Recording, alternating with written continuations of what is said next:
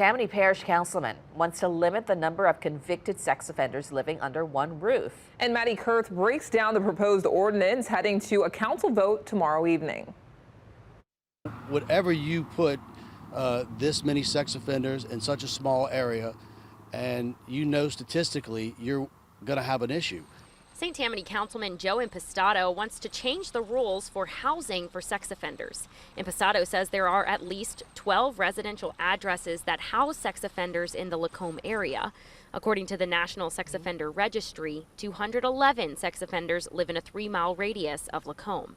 Impastato's proposed ordinance would require people who own buildings that house some sex offenders to have security on site 24/7, secure a $5,000 permit with the parish, and build a 6-foot fence around the property. It's because it's on a parish level and not on a city level that some things are able to sneak in like this.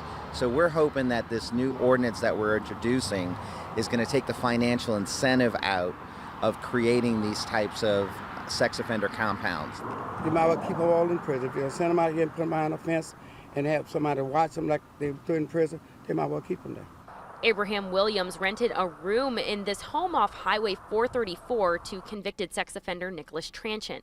Williams's property is a 10-minute walk to a Lacombe laundromat, where St. Tammany deputies say Tranchant tried to assault a woman with a sharp weapon before she fought him off, stabbing and killing him. Williams says this is the first incident for one of his tenants. I support people because you can't hold somebody down for the rest of their life.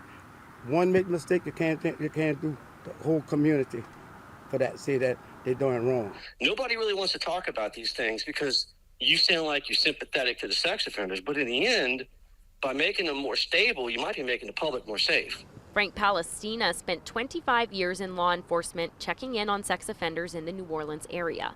He says sweeping changes to the law has the potential to do more harm than good. If we can get a few of them, in a better place by giving them stable housing, we should do it. If we can get them better by going to therapy or counseling or treatment, we should do it, right? And then all that said, there's still going to be a handful that are predators, and they just, that's what they do, right? If they don't have a place to go, right, then they would stay in prison. So hopefully this kind of goes along towards that. It shouldn't be so easy. It shouldn't be facilities like this that attract them and make it so easy for them to come here, specifically so clustered in one small area. The proposed ordinance goes before the parish council Thursday evening. Impastato says it's the first to address this issue. Well, we've had nothing in the past, and this has been a problem for a substantial period of time. But State Representative Jay Gallet says he's drafting legislation to make changes across the state. Everybody needs a place to live, and everybody has a right to live.